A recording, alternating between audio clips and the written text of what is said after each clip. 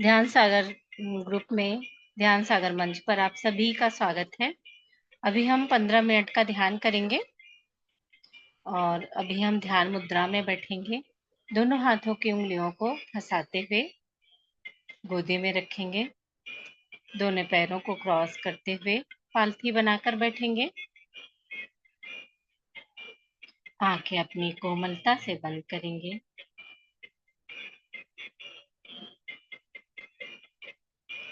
और अपना पूरा ध्यान, पूरी एकाग्रता अपनी सांसों पर देंगे। अभी इस समय हम सिर्फ और सिर्फ अपने लिए, स्वयं के लिए, ध्यान के लिए समय निकाले हैं, तो सिर्फ और सिर्फ इस समय ध्यान ही करेंगे। कोई विचार नहीं लाएंगे दोस्तों, बस अपनी सांसों पर ही ध्यान देंगे। अपने आप में पूरी एकाग्रता से जुड़ जाएंगे।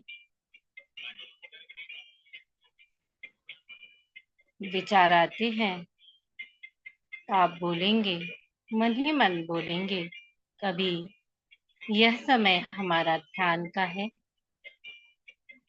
अभी हम सिर्फ ध्यान करेंगे। आप सब बाद में आना।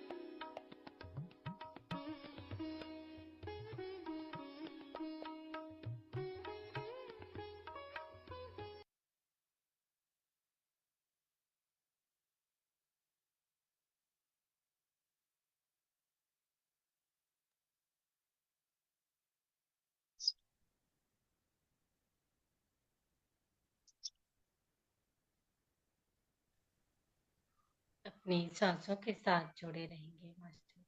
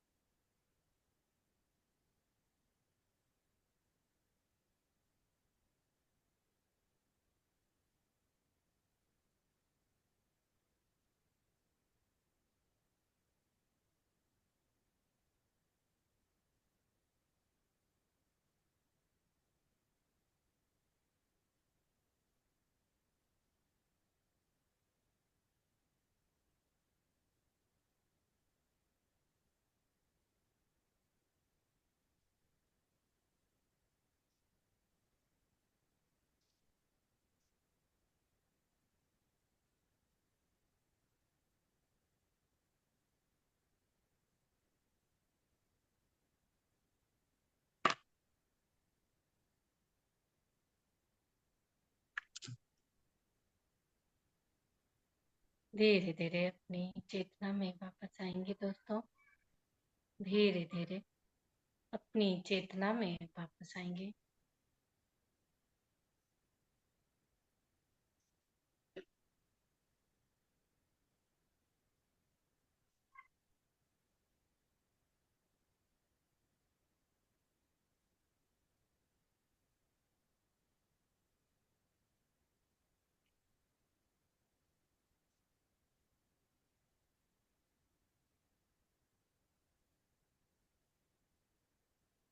दोनों हाथों की उंगलियों को खोलेंगे। दोनों पैरों को पंजे को हिलाएंगे। दोनों हथेलियों को अपनी आंखों पर रखेंगे। 5, 4, 3, 2, 1, 0। अपनी हथेलियों में ही अपनी आंखें खोलेंगे, बंद करेंगे और धीरे धीरे ध्यान से वापस आएंगे दोस्तों।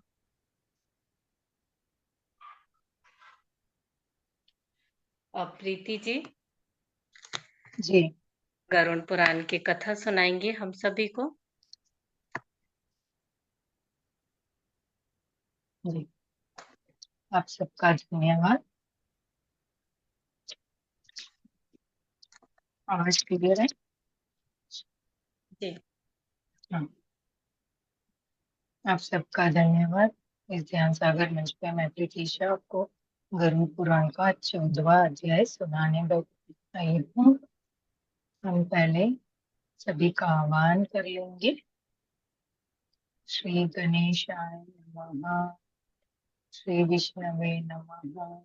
श्री गरुड़ देवोभ्यो नमः।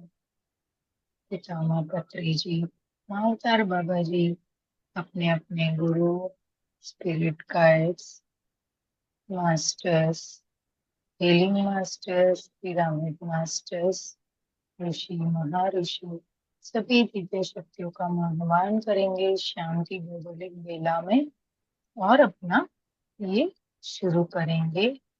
आज का जो शीर्षक है वो है यमपुरी का वर्णन। अभी तक हमने पूरा क्या बोलते हैं यातनाएं सुनी। यमपुरी की यातनाएं है कि क्या क्या यातनाएं मिलती है रास्ते में आते आते, वो दक्षिण मार्ग से। अभी और 3 मार्ग का भी तो हमें जानना है ना कि कौन से मार्ग से हम आएंगे, वहां पे क्या क्या है, वो भी तो हमें जानना है ना। सिर्फ एक मार्ग जान के क्या करेंगे, क्योंकि आप सब जानते हैं कि यमपुरी 4 दिशाओं में 4 दरवाजों में बना हुआ है और अलग अलग दरवाजों से अलग अलग आत्माओं को लाया जाता है। तो आज हम यमपुरी का वर्णन सुनेंगे कि कितनी सुंदर है यमपुरी। चलिए शुरू करेंगे। 14वां अध्याय। श्री गरुड़ बोले कि हे दया के निधान भगवान, यमलोक कितना बड़ा है, कैसा है, किसने बनाया है, उसकी सभा कैसी है और उसमें धर्मराज से धर्मात्मा लोग धर्मराज के मंदिर को जाते हैं, उन धर्मों को मुझसे कहिए। श्री भगवान कहते हैं कि हे गरुड़ सुनिए, जो नारद आदि ऋषियों से जाने योग्य है, वह सुंदर धर्मराज का नगर बड़े पुण्य से मिलता है। वो बोलता है जो नारद मुनि जैसे ऋषि मुनि है ना, उन लोग को अलग सा द्वार है और उनको है ना जाने के लिए कभी भी कोई चीज की जरूरत नहीं पड़ती है। मतलब उन लोग को हमेशा उनके लिए वो द्वार खुला रहता है। वह सुंदर धर्मराज का नगर बड़े बड़े पुण्यों से मिलता है। वो नगर हम देखेंगे तो हम पुण्यात्मा होंगे तभी। मतलब वो 3 द्वार जो बता रहे हैं ना, अभी उसका वर्णन आ रहा है। क्योंकि दक्षिण को थोड़े दिन अभी भूल जाइए, यातनाओं को भूल जाइए। दक्षिण और नेतृत्व के बीच में जो व्यवस्थित धर्मराज का पुर है, वह सब ब्रज का बना है। अब आप सोचेंगे दक्षिण द्वार का मना बोल रहे थे, दक्षिण द्वार नहीं, नहीं ये दक्षिण नहीं, दक्षिण दिशा में स्थित है, ऐसे बता रहे हैं। नेतृत्व कोण दक्षिण के बीच में जो नेतृत्व कोण आता है, वहां पे यमपुरी बनी हुई है और वो वज्र से बना हुआ है। मतलब बहुत ही क्या बोलते हैं, वज्र कैसा रहता है, एकदम कठोर कठोर धातुओं से बना हुआ है, जिसको देवता और असुर भी भेदन नहीं कर सकते हैं। देखिए कितना कठोर वस्तुओं से बना है कि उसको ये देवता या असुर कोई भी भेद नहीं सकते। वह चौकोन है, मतलब मैंने बोला ना 4 दिशा का, इसलिए वो चौकोन में बना है। उसके 4 दरवाजे हैं, ऊंचे ऊंचे परकोटे, 4 दीवारी से घिरा है। और उसका प्रमाण 1000 योजन 4000 कोस का कहा जाता है। बोले ये चौकोन का इतना सा चौकोन नहीं है, महल है ना अभी उनका, तो कितना 4000 योजन में बना हुआ है। उस पूर्व में चित्रगुप्त जी का भी सुंदर मंदिर है। मतलब अभी ये बता रहे हैं कि चित्रगुप्त जी का सुंदर मंदिर, मतलब उनका भवन ही समझ लीजिए ना, जहाँ पे वे रहते हैं। वह 25 योजन चौड़ा और लंबा है। चित्रगुप्त का भवन भी 25 योजन चौड़ा और लंबा है, तथा 10 योजन ऊंचा भी है। मतलब 10 फीट ऊंचा भी है। बहुत सुंदर और लोह के परपोटों से घिरा है। अभी इनका महल जो है वो लोहे से बना हुआ है, चित्रगुप्त जी का। बहुत सुंदर और लोहे के परपोटों से घिरा है। उसमें आने जाने के लिए सैकड़ों गलियां हैं। अभी बता रहे हैं कि इनमें इनके अंदर आने जाने के लिए सैकड़ों छोटी छोटी गलियां भी है। और वह पताका और ध्वजाओं से भूषित है तथा विमानों से भरा है। बोले वहां पे अच्छी पताकाएं लहराती है, मतलब झंडे, है ना, बोलते हैं पताकाएं लहराती हैं, और ध्वजाएं, और भूषण, बहुत सारे विमान भी रखे हुए हैं। गाने बजाने के शब्द से शब्दमयन है। कुशल होशियार चित्तरों से चित्रित है, और देवताओं के राजों को बनाया हुआ है। फुलवारी और बागों में रमणीय है। वहाँ अनेक प्रकार के पक्षी बोल रहे हैं। अभी ये बता रहे हैं कि वो कैसा है, उनका वर्णन किया जा रहा है चित्रगुप्त जी के मंदिर का, कि वहाँ गाने बजाने के शब्द हमेशा सुनाई देते हैं। वो बहुत होशियार है। वहां पे बहुत चित्र अंकित किए हुए हैं देवताओं के, राजाओं के, यूं। और फुलवारी और बाग, मतलब कोई फूलों फूलों की बाड़ियां, बगीचे, बहुत ही सुंदर और बहुत ही रमणीय जगह है। वहाँ अनेक प्रकार के पक्षी बोल रहे हैं। वहाँ पे अनेक प्रकार के पक्षी भी बोल रहे हैं। गंधर्व और अप्सराओं से चारों ओर घिरा है। उस नगर की सभा में अपने अति अद्भुत आसन पर चित्रगुप्त विराजमान होकर मनुष्य की आयु ठीक ठीक गिना करते हैं। वे बोल रहे हैं कि उस जगह पे इतना सुंदर है ना, चारों ओर से, उस नगर में है ना, सब सभा में अपने अद्भुत आसन पर, मतलब उनके अद्भुत एक आसन भी है उनके लिए, उस पे बैठ के वो आने वाले मनुष्य की आयु जो है ना उसको ठीक ठीक गिना करते हैं। वे चंद्रगुप्त पुण्य और पाप के लिखने में कभी नहीं भूलते। देखिए मैंने अभी इससे पहले ही बताया ना, क्षण क्षण का हिसाब रखते हैं वो। क्षण, एक छोटा ही क्षण क्यों ना हो, पाप या पुण्य, वो चित्रगुप्त, अभी सोचिए ना, हम अपने हिसाब नहीं रख सकते, वो दुनिया के कितने करोड़ों का हिसाब क्षण क्षण का वो भी रख सकते हैं, है ना। जिसने जैसा शुभ या अशुभ कर्म इकट्ठा किया है, वही सब चित्रगुप्त की आज्ञा से भोगना पड़ता है। चित्रगुप्त के स्थान से पूर्व की ओर से ज्वर का घर है। अभी बता रहे हैं कि यातनाओं और ये जो देते हैं ना, सजाए, यातनाएं, ये चित्रगुप्त निश्चय करते हैं, क्योंकि क्षण क्षण का हिस्सा वो रखते हैं ना, इसीलिए।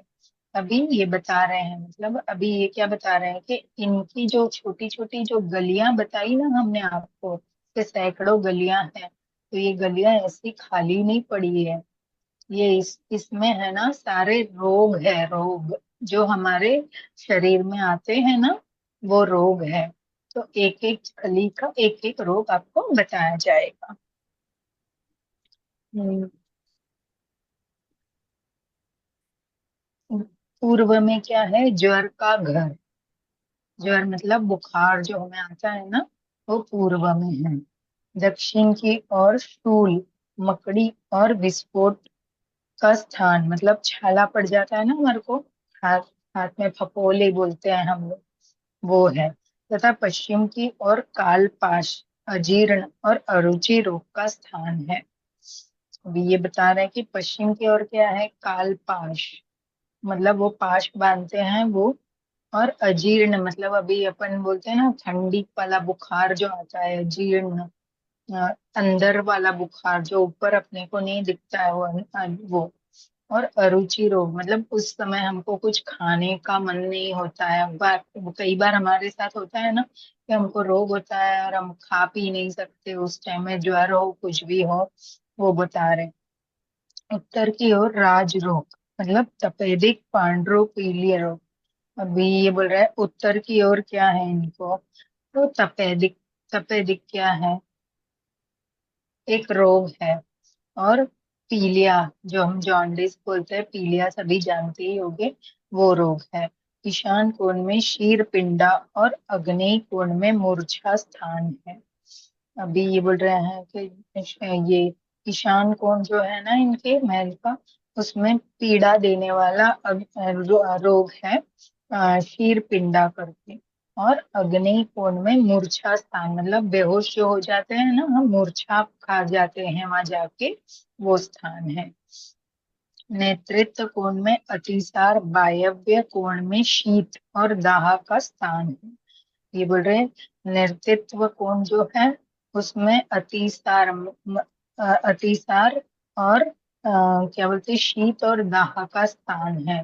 शीत मतलब ठंड, दाह में जलन। इसी प्रकार की अन्य व्याधियों से वह चित्रगुप्त का स्थान घिरा है। मतलब कि इनकी हर एक गलियों में एक एक रोग है, उसमें भेजा जाएगा तभी उसको वो रोग होंगे और वो उसके आगे के कर्म में चलेंगे उसके साथ। वहां बैठे चित्रगुप्त मनुष्य के शुभ अशुभ पाप पुण्य कर्मों को लिखा करते हैं। वो खुद की जगह पर बैठकर ये सब कुछ लिखा करते हैं। चित्रगुप्त के स्थान के आगे 20 योजन पूर्व के नीचे में दिव्य रत्नमय बिजली की ज्वाला तथा सूर्य की सी कांति ज्वाला धर्मराज का बड़ा सुंदर मंदिर है। बोल रही ये तो चित्रगुप्त का स्थान है। अब इससे आगे 20 योजन मतलब उनके जो स्थान है, इससे 20 योजन के दूर पर दिव्य रत्नमय जड़ित मतलब रत्नों से जड़ा हुआ बिजली की ज्वाला के जितना तेज सूर्य में होता है ना, उतना तेजस्वी उनका महल है। किनका, धर्मराज। धर्मराज, चित्रगुप्त का तो गलियां व्याधियां आ गई ना, ये धर्मराज का। वह 200 योजन लंबा चौड़ा और 50 योजन ऊंचा है। हजारों खंभे उसमें लगे हैं। वह वैदूर्य मणियों से भूषित तथा सोने से अलंकृत सजा है और उसमें अनेक प्रकार के महल बने हुए हैं। अभी आपको ये आएगा कि आगे जो पुण्यात्मा है ना, उनको ये महलों में रखा जाता है, इसीलिए इसे सुंदर सुंदर महल बनाए हुए हैं इसमें। शरद काल के मेघ के समान सोने के कलशों से मनोहर चित्र युक्त स्फटिक मणियों की सीढ़ी वाला वह हीरे की कुटियों से शोभामयन है। देखिए कितना सुंदर वर्णन है ना। स्फटिक की सीढ़ियां, सोचो स्फटिक कितना मस्त दिखता है, उसकी सीढ़ियां। अनुभव करिए कि हम उस स्फटिक की सीढ़ियों पे चल रहे हैं, तो कितना आनंद आएगा हमें, है ना। हाँ। हम्म, हम्म, सीढ़ी वाला कुछ, उसके झरोकों में मोतियों की झालरें लगी हुई। उनकी खिड़कियों पे से झरोकों में मोतियों की झालर लगी हुई है। वह पताका और ध्वजाओं से शोभित है तथा घंटा और नागरों से नाद से युक्त है और सोने की बंधन हारों से मणित से है। उसमें आश्चर्यमय सोने के सैकड़ों किवाड़ भी लगे हुए हैं।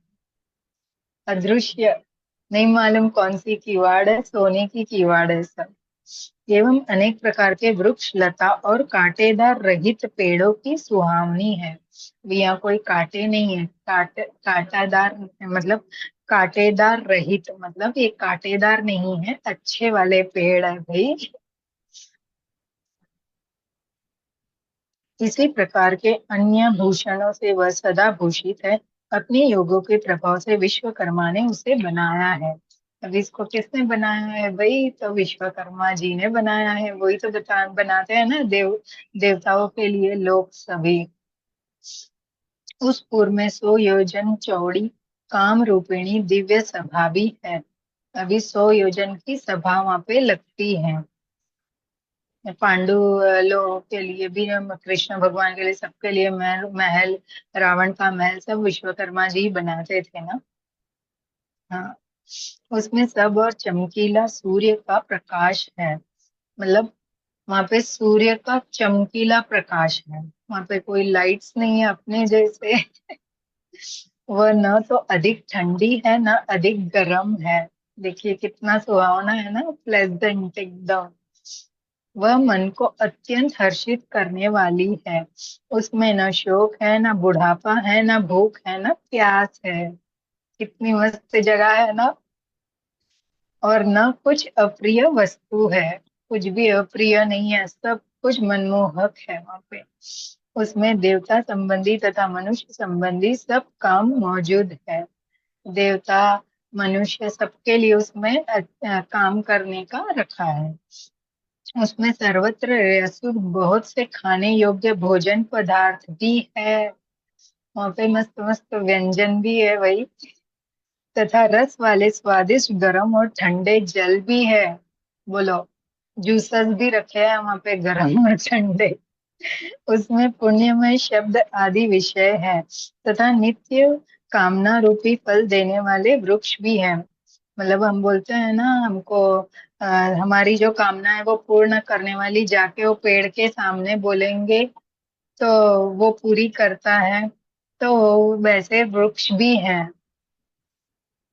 हे गरुड़, वह सभा बाधा रहित, रमणीक और कामना देने वाली है। बहुत समय तक तप करके विश्वकर्मा ने उसे बनाया था। बहुत तप करके विश्वकर्मा ने, मतलब बहुत मेहनत से विश्वकर्मा ने बनाया। उसमें बड़े तप वाले, सत्य बोलने वाले, अभी यहाँ देखो, यहाँ पे जाने के लिए क्या क्या करना पड़ता है, तभी ये जन्म और ये जगह हमें प्राप्त होगी। सुनो, उसमें बड़े तप वाले, बहुत जो तपस्या करते हैं, सत्य बोलने वाले जो हमेशा सत्य बोलते हैं, शांत स्वभाव वाले, सन्यासी, सिद्ध और शुभ कर्म से पवित्र हुए लोग ही जाते हैं। उस सभी में अपने किए हुए पुण्य कर्मों से तेजोमय शरीर वाले, अलंकार युक्त निर्मल वन धारण करने वाले और भूषणों से भूषित लोग रहते हैं। जाहिर सी बात है कि वहां पे ऐसी पुण्य आत्मा ही रह पाएंगी जिसको आके स्वयं लेके जाते हैं।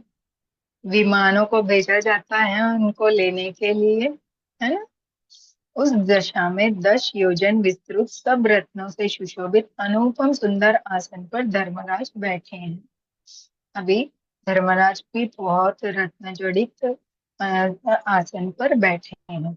वे सज्जनों में श्रेष्ठ हैं। उनके मस्तक पर छत्र शोभित है। वे श्रीमान कुंडलों से अलंकृत और बड़े बड़े मुकुट से सुशोभित हैं। सब प्रकार के अलंकारों से युक्त, नीले मेघ के समान कांति वाले, हाथ में सुंदर पंखा लिए हुए अप्सराएं उनको पवन कर रही हैं। देखिए, हमारे भी यहाँ है। और तथा गंधर्वों के समूह और अप्सराओं के गण गीत बजा बजा और नृत्य आदि से चारों ओर उनकी सेवा करते हैं। हम्म? एवं हाथ में पाश लिए हुए मौन बलवान, काल और विचित्र रूप चित्रगुप्त हेमराज से वे सेवित हैं। तथा पाश, फांसी और दंड लिए हुए भयंकर रूप, आज्ञा में रहने वाले और अपने तुल्य बल वाले अनेक योद्धाओं से वे घिरे हुए हैं। अभी ये बता रहे हैं कि वो खुद तो दिखने में उनका रूप इतना भयंकर ही है भाई, लेकिन उनके आसपास बहुत सुंदरता बनी हुई है। हे गरुड़, अग्निवस्ता पितर, सोमपा, पुष्पपा, उष उशंपा, स्वधमंत, बहिषद, मूर्त और अमूर्त जो पितर हैं, तथा आर्यमा आदि पितृगण और मूर्तिमान जो अन्य पितर है, वे सब मुनियों के साथ उन धर्मराज की उपासना करते हैं।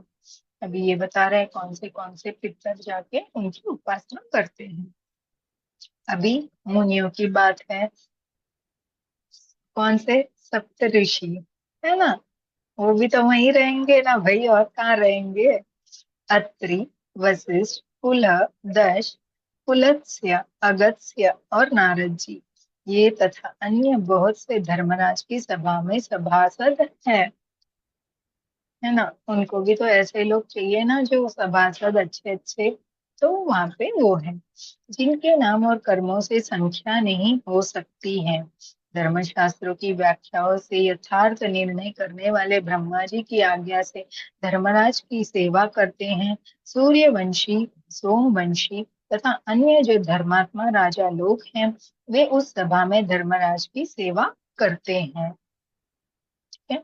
मनु, दिलीप, मांधाता, सगर, भगीरथी, अम्बरीश, अनरण, मुचिकंद, निमि, पृथु, ययाति, नहुष, पुरु, दुष्यंत, शिवी, निवत्व, भरत, शांतनु, पांडु और सहस्त्रार्जुन, ये विख्यात कीर्ति वाले पुण्य कर्मी राजर्षि लोग बहुत से अश्वमेध यज्ञों से पूजा करके धर्मराज के सभासद हुए हैं। अभी ये बता रहे हैं कि ये सभी राजा राजा हुए हैं, पांडु राजा, हमने इनका सबका सुना है ना, ये भी उनके यहाँ सभासद है। धर्मराज को सभा में धर्म की वार्ता वर्तमान रहता है। वहां पक्षपात, झूठ और मत्सर नहीं होता है। वहां सब अच्छा ही होता है। उनकी सभा में सब सभासद शस्त्र से ज्ञाता और धर्मपरायण है। मतलब उनके जो सभासद है, ऐसा नहीं है सब निहत्थे नहीं है भाई, उन सबको शस्त्र सब चलाना आता है। ऐसे देखने जाए तो हमारे पहले से देवताओं के हाथ में भी शस्त्र है, कोई भी हमारे देवता निहत्थे नहीं है। है ना। जब राम जी वनवास गए तभी भी एक धनुष अपने साथ लेके गए, ऐसे खाली हाथ थोड़ी गए थे। मतलब पहले से हमारे पास शस्त्र हुआ करते थे। है ना। अभी भी हम देखते हैं ना, राजाओं के पास, देवताओं के पास हमेशा हाथ में कोई ना कोई एक शस्त्र जरूर होता था। ये और सभा में निरंतर धर्मराज की उपासना करते हैं। ये गरुड़ महात्मा धर्मराज की वह सभा ऐसी है कि जिसको दक्षिण मार्ग से गए हुए पापी लोग नहीं देख सकते हैं। समझ में आ गया। अभी हमको क्या बनना है अगर ये सब देखना है। दक्षिण मार्ग से नहीं जाना है हमको, है ना, दूसरे तीन मार्गों से चलेगा। उसके लिए हमको बहुत कुछ करना बाकी है। धर्मराज के पूर्व में जाने के लिए चार मार्ग होते हैं। पापियों के जाने के लिए जो मार्ग है वह तुमसे कह दिया है, अभी वो वापस नहीं बताएंगे, दक्षिण मार्ग का इतने दिन से बता रहे थे। पूर्व आदि तीन मार्गों से जो धर्मराज मंदिर में जाते हैं, वे ही सुकृति लोग पुण्य उस सभा में जाते हैं। अभी जो पूर्व दिशा से जाते हैं वो ही उस सभा में पहुंच पाते हैं। मतलब सबसे श्रेष्ठ क्या है, अपनी भी दिशाओं में देखने जाए तो सबसे श्रेष्ठ सूर्य जहाँ से उगता है पूर्व दिशा ही मानते हैं ना हम। बस तो वो भी पूर्व है भाई, सभा में पूर्व से ही जाया जाता है। उनको सुनो, वहां सब भोगों से युक्त एक पूर्व का मार्ग है। उसमें अभी ये बता रहे हैं कि पूर्व दिशा में क्या क्या मिलेगा हमें। हाँ, पहले अंदर जाके तो ये सब है, पर रास्ते में क्या है वो भी तो हमें जानना है ना। उसमें परिजात नामक वृक्ष की छाया है, वह रत्नों से सुशोभित है, विमानों के समूह से भरा है, जहां तहां हंसों की पंक्तियां विराजमान है, मूंगा के बागों से घिरा है और अमृत के रसतुल्य जल से युक्त है।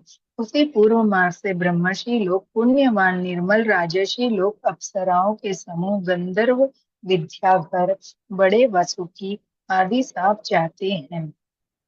और जो देवताओं की आराधना करने वाले, शिव जी की भक्ति करने वाले, गर्मी में पैशाला लगाने वाले, मतलब पानी के प्याऊ, जो कल हमने सुना था, माघ में लकड़ी देने वाले तथा वर्षा ऋतु में जो विरक्त लोगों को दान मान से आश्रय देने वाले, और दुखितों को मीठे वचन कहकर आश्रय देने वाले, वे लोग जो असत्य तथा धर्म में रत रत है और क्रोध तथा लोभ से रहित हैं, एवं पिता माता के भक्त और गुरु की सेवा करने वाले, भूमि घर गौ और विद्या का दान करने वाले, पुराण को बाँचने वाले और सुनने वाले तथा सप्ताह आदि पारायण करने वाले, ये सुकृति लोग तथा अन्य जो पूर्व द्वार के प्रवेश करने वाले सुशील और शुद्ध बुद्धि वाले हैं।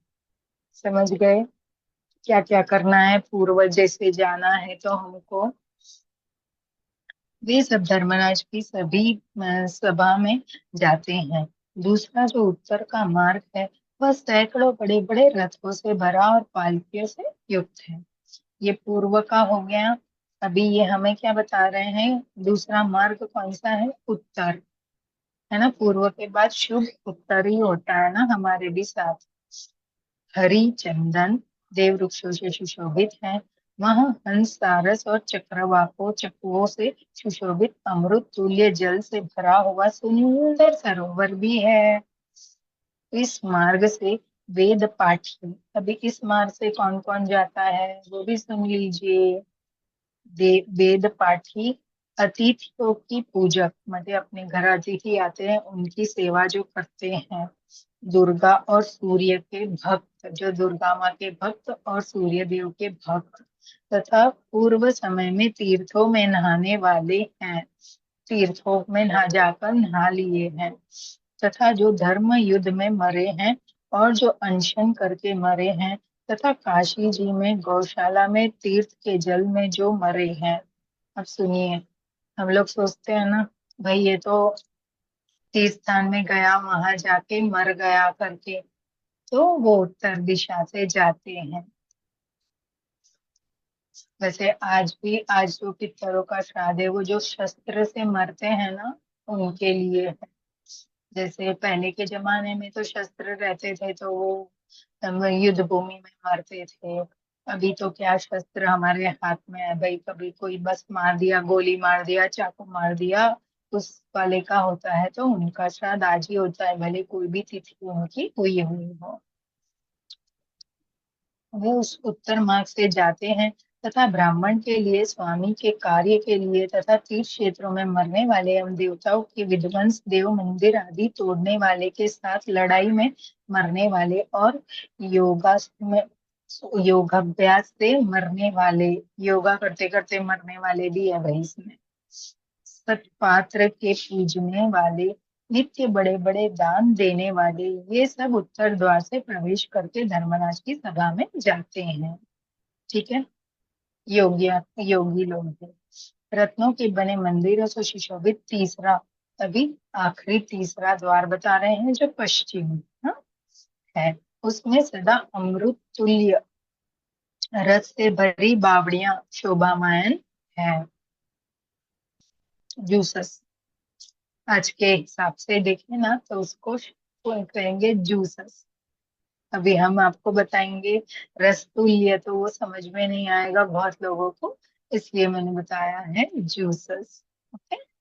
वह ऐरावत के कुल में पैदा होने वाले मस्त हाथियों से भरा है तथा उच्च श्रवा से उत्पन्न घोड़ा जैसे रत्नों से युक्त है। इस मार्ग से आत्मपरायण योगी लोग, अच्छे शस्त्रों के चिंतन करने वाले, भगवान के अनन्य भक्त और गायत्री मंत्र जप करने वाले जाते हैं। पराई हिंसा, पराया धन और पराये वाद से जो रहित है, मतलब पराई चीज से किसी का मोह छूट चुका है, और अपनी ही स्त्री से रमण करने वाले सज्जन, अग्निहोत्र करने वाले और वेद का पाठ करने वाले, ब्रह्मचर्य व्रत धारण करने वाले, वानस्प्रत तपस्वी लोग तथा श्रीपाद संख्यक सन्यासी, जिनके लिए कंकर पत्थर और सोना बराबर है, ज्ञान और वैराग्य से युक्त, सब प्राणियों का हित करने वाले, शिव और विष्णु के उपासक तथा कर्म को ब्रह्मा में अर्पण करने वाले, तथा 3 ऋणों से मुक्त, सदा पंच यज्ञ करने वाले, पितरों का श्राद्ध करने वाले, समय पर संध्या उपस्ना करने वाले, नीचों की संगति से रहित मतलब नीचों की संगति से दूर रहने वाले और सत्संगति करने वाले, ये सब अपस्त्राता गणों से युक्त उत्तम विमानों में बैठे हुए आते हैं। ये सबको विमान भेजे जाते हैं।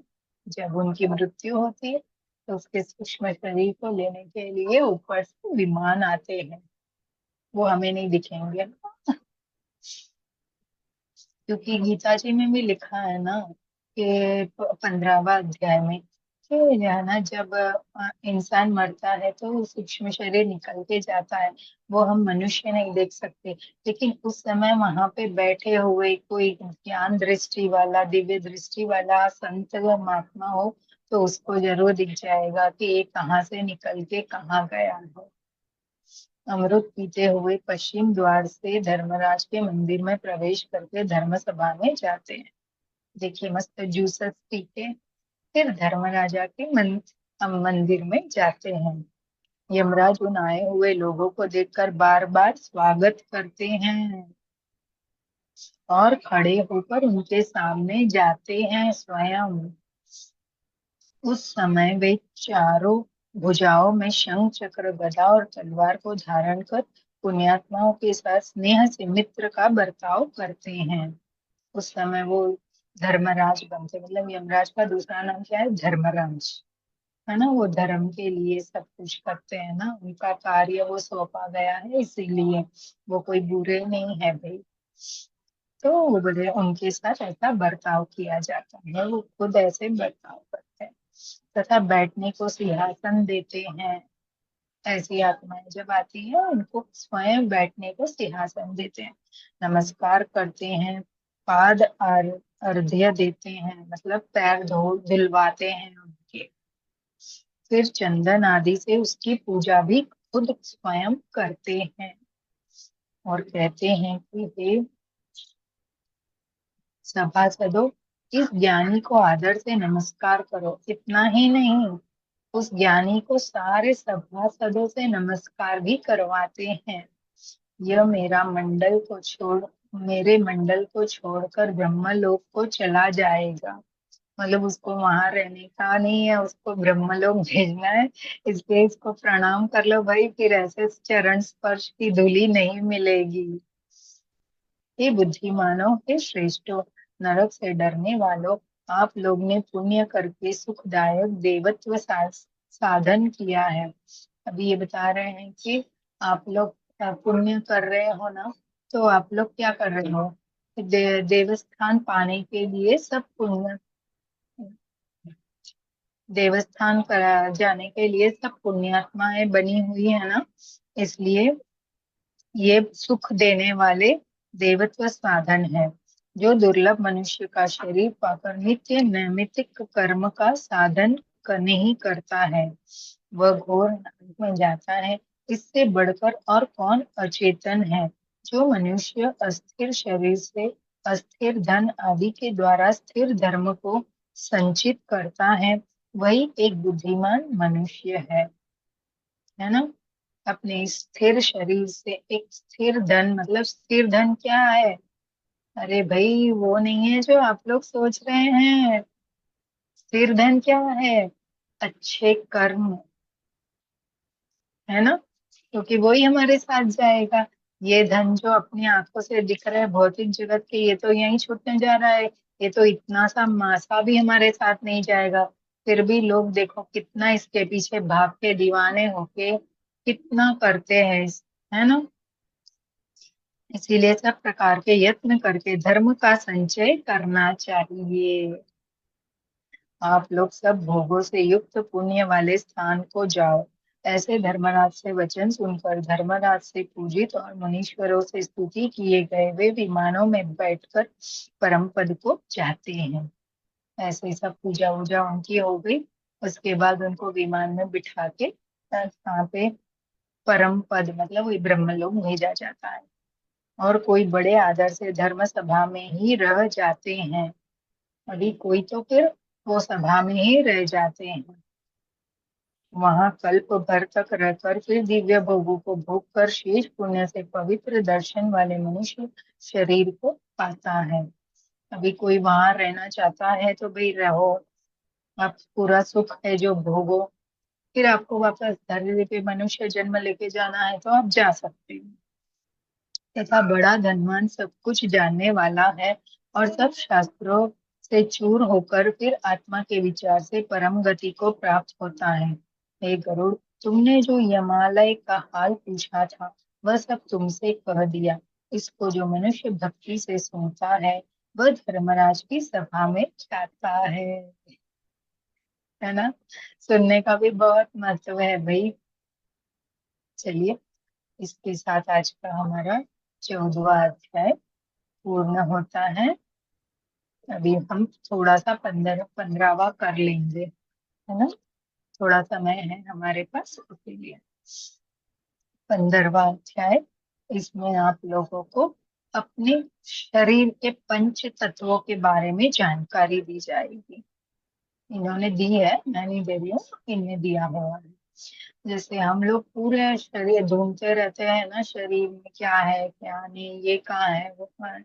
तो पंच तत्व से बना हुआ ये शरीर है, सबको पता है ना, पंच तत्व में लीन होना है हमें। तो अब ये पंच तत्व कहाँ है और शरीर में कहाँ कहाँ स्थित है और क्या क्या इनके राज है, ये सब ये बताने जा रहे हैं। संदर्भ। गरुड़ जी ने पूछा, धर्मात्मा स्वर्ग की गति भोग कर निर्मल कुल में उत्पन्न होते हैं। स्वर्ग की गति भोग कर, क्योंकि आत्मा को तो वापस दोबारा जन्म लेना है ना, तो अच्छे कुल में ये उत्पन्न होते हैं। मतलब माता के गर्भ से उनकी उपस्थिति कैसे होती है, मतलब ऐसे पुण्यात्मा कैसे गर्भ में आते हैं और वहां से कैसे उनका जन्म होता है, इसका वर्णन कीजिए। सुकृति मनुष्य, मतलब ये सुकृति मीन्स पुण्यात्मा, गर्भ में कैसे विचार करते हैं, मतलब वहाँ गर्भ में रह के वो कैसे कैसे विचार करते हैं कि बाहर आके उन्हें क्या क्या करना है, उसे मैं सुनना चाहता हूँ।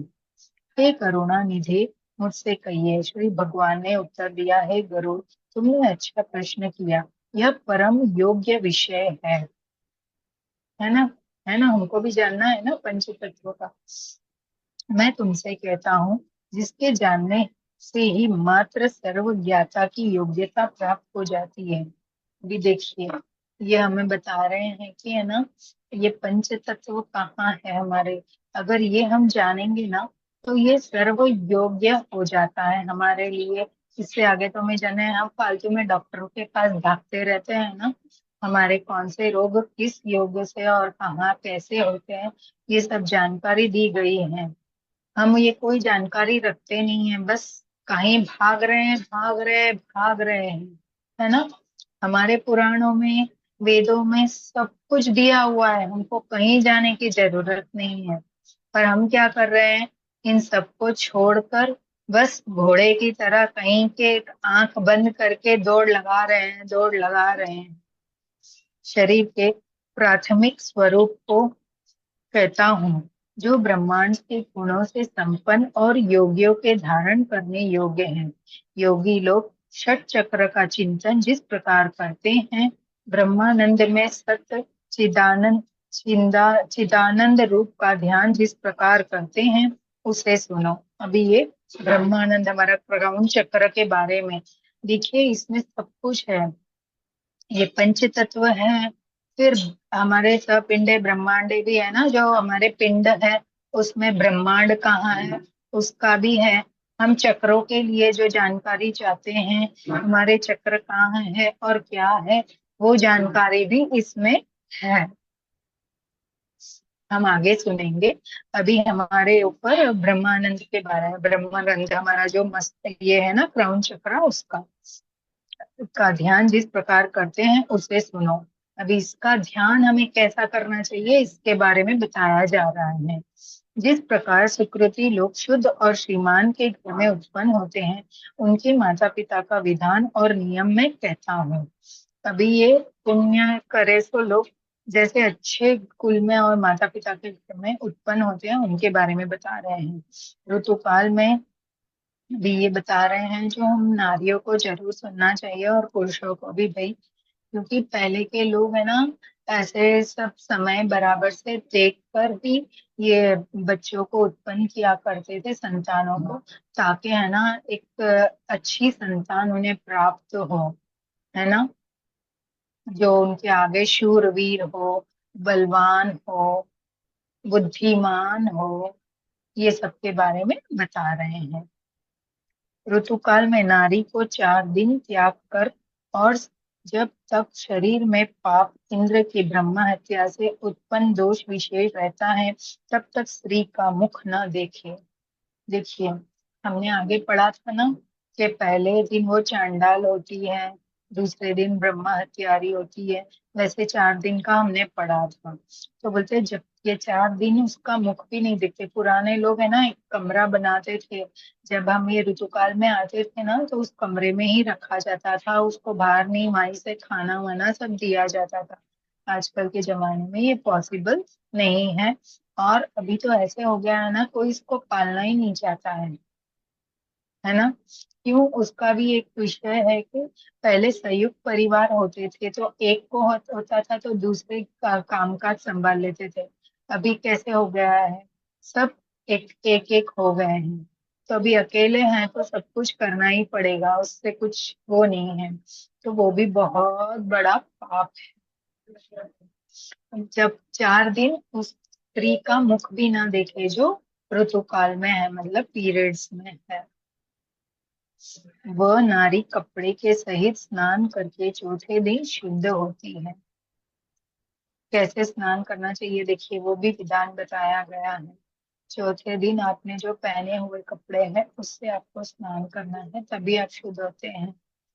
हमेशा स्नान करते हैं वैसे आप स्नान करोगे तो आप शुद्ध नहीं होते हो। 7 दिन के पश्चात पितर और देवताओं के व्रत तथा पूजन के योग्य होती है। देखिए, 7 दिन के बाद अ, इसके 7 दिन जो आते हैं इसके, फिर उसके बाद ही है ना ये पूजा पाठ के लिए शुद्ध होती है, इसके पहले नहीं। हम क्या करते हैं, चौथे दिन नहा लिया, 5वें दिन से शुरू कर देते हैं ना पूजा पाठ। वो मना बोल रहे हैं कि 7 दिन के बाद ही हम शुद्ध कहे जाते हैं। ऐसे माता जी की सेवा में तो ये है, गुरुओं की सेवा में भी ये चीज है कि 7 दिन पहले आपको नहीं चलता है।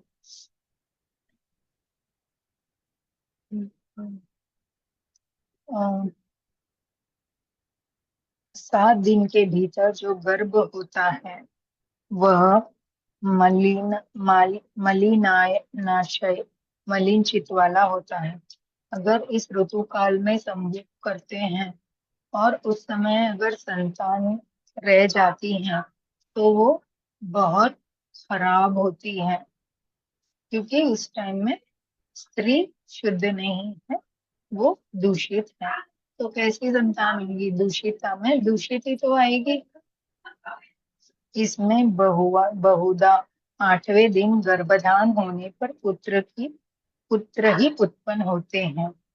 अगर ये 8वें दिन इसका गर्भ ठहर जाता है तो उस दिन पुत्र की ही उत्पत्ति होती है। समरात्रि में गर्भधान होने पर पुत्र उत्पन्न होता है और विषम रात्रि में कन्या उत्पन्न होती है। इसीलिए पहले के 7 दिन छोड़कर युगम रात्रि में स्त्री गमन करे। ऋतु के आरंभ से 16 रात्रियों स्त्रियों का समान रीति से करने से निश्चय करके गर्भ की स्थिति होती है। अभी देखिए, ये गर्भ धारण की भी स्थितियों के बारे में हमें बता रहे हैं कि कैसे किस दिन रहता है। धर्मात्मा पुरुष गुणवान तथा भाग्यशाली पुत्र उत्पन्न करता है। इस प्रकार की पुत्रोत्पन्न कारक रात्रि प्रकृति साधारण जीवों को कभी नहीं मिलती, और ये भी अपने हाथ में नहीं है। जो हम सोच रहे हैं वो उनके हाथ में ही है। अगर धर्मात्मा पुत्र भेजना है तो इन दिनों में हमारे अंदर गर्भ रखते हैं, और नहीं तो फिर वैसे रखते हैं। 5वें दिन स्त्रियों को मधुर भोजन करना चाहिए। और कड़वा, खारा, तीखा और उष्ण उष्ण भोजन त्यागना चाहिए, दूर से ही त्यागना चाहिए। बोलते हैं जब स्नान करते हैं ना तो पांचवें दिन अच्छे स्वादिष्ट और मीठे भोजन खाने चाहिए। गरम, तीखे और गर्मी पैदा करने वाले ये नहीं खाने चाहिए। वह क्षेत्र औषधियों का पात्र है और बीज अमृत के समान है। स्वामी रूपी गुरु से उस क्षेत्र में बीज बोकर अच्छा फल प्राप्त करना चाहिए। पान खाकर, फूल तथा चंदन को धारण करके और शुद्ध वस्त्र धारण कर, पुरुष मन में धर्म को धारण कर उत्तम शैया पर सोवे। बोले कि जब उसके लिए हम जाते हैं ना संभोग के लिए, तभी हमको क्या करना है, मन में अच्छे अच्छे विचार लाने हैं, और वो भी उनके ऊपर है। गर्भधान के समय जैसे चित्त में कल्पना होती है, उसी स्वभाव का जीव माता की कुख में प्रवेश करता है। बीज स्वरूप चैतन्य सदा वीर से स्थित रहता है। काम, चित्त और शुक्र जब समन्वय होते हैं, तब मनुष्य का स्त्री से, गर्भाशय से वीर्य स्खलन होता है। शुक्र तथा रुधिर से संयोग से पिंड की उत्पत्ति होती है। गर्भ में प्राप्त सुकृति पुत्र परम आनंद देने वाला होता है। उसकी संपूर्ण पुष्पन आदि क्रिया होती है। पुण्यात्मा ऊंचे ग्रहों से स्थित में जन्म पाता है। उसके जन्म समय में ब्राह्मण बहुत सा धन पाते हैं। विद्या और नियम से संपन्न यह पुत्र पिता के घर में बढ़ता है और सज्जनों के संग पूर्व जन्म में किए तप तीर्थ यात्रा के महापुरुष फल के उदय होने पर युवा अवस्था में दिव्य स्त्री आदि का भोग करता है।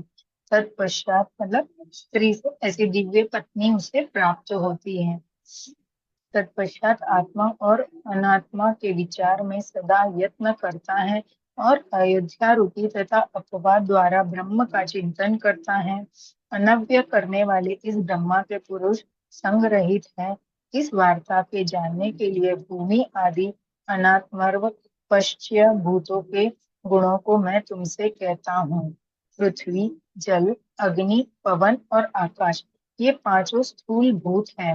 मतलब ये पांचों से हमारा ये शरीर बना है ना। यह पिंड पश्च भूतों से, पंचभूतों से बना है। हे गरुड़, त्वचा, हड्डी, नाड़ी, रोम और मांस, ये पांच गुण भूमि द्वारा निर्मित है, और यह मैंने तुमसे कहा। अभी इन्होंने बता दिया कि पंच तत्व में क्या क्या आता है। त्वचा, हड्डी, नाड़ी, रोम और मांस, ये पांच गुण ये भूमि द्वारा निर्मित है, और ये उन्होंने बताया है। इसके साथ हम अपनी वाणी को यहाँ विराम देंगे। समय बहुत ज्यादा हो गया है। अगला हम कल इसको कंटिन्यू करेंगे, है ना। चलिए जी masters. Thank you Preeti ji, thank you. Thank you so आज मच। हमें कहाँ कहाँ घुमाया, कितनी अच्छी अच्छी जगहों पे घुमाया, हम्म। वृक्ष के नीचे बिठाया। जी बहुत ही अच्छा लगा। जितनी जी। सारी परेशानियां थी वो सुन हाँ के, नरक के द्वार जाते जाते बहुत दुख हो रहा था सुनते हाँ सुनते लेकिन आज सारे दुख खत्म हो गए। हाँ। अभी सोचना चालू करना है ना हमको, वो तीन द्वारों से एंट्री मारनी है भाई, हमको चौथा द्वार नहीं चाहिए। अब हमें पता चल गया है ना कि वो तीन द्वारों से जाने के लिए हमें क्या क्या करना है। बस लग जाओ, हम सब उसी द्वार से चलेंगे और वहां मिलेंगे सभा में। और आप जो कह रहे थे ना कि जिसको दिव्य दृष्टि होती है उन्हीं को दिखता है, आत्माएं जब हम्म निकल जाती हैं। हम्म एक ऐसे ही लेडीज थी बहुत पुराने जमाने में, उनको दिखता था। तो अपने पड़ोस दिखता। में गई, अपने पड़ोस में गई तो उनके एक बुजुर्ग खत्म हो गए तो बहुत रो रही थी, बहुत रो रही थी। और हम्म फिर कुछ दिन के बाद उनके ससुर खत्म हो गए तो बहुत हंस रही हम्म थी, हंस हम्म रही थी वो।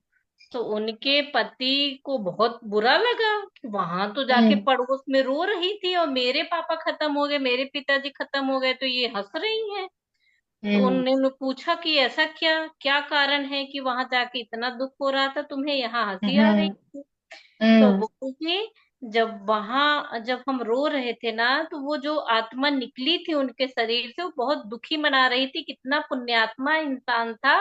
मैं हम्म। जा रहा हूँ इसके शरीर से, वो रो रहा था, हम्म। वो दुखी था। हम्म। और जब हम्म। आपके पिताजी खत्म हुए थे, तब वो आत्मा इतना खुश हो रहा था, कह रहा था इतना अच्छा, इतना बुरा था, इतना पापी था, मैं अच्छा हुआ, कितना अच्छा हुआ, भगवान का धन्यवाद कि मैं आज जा रहा हूँ। इस इसलिए शरीर वो को हंस रहे थे। जी। जी। जी। ममता जी कुछ कह रही हैं क्या? पता नहीं। सब बताओ। और कोई मास्टर कुछ कहना चाहते हैं? नहीं तो हम फिर रात के सत्र में मिलते हैं। चलिए, लीव करते हैं, मुझे नहीं लगता कोई है। आज रात का टॉपिक बोल देते हैं ना इनको, क्या है? हम्म।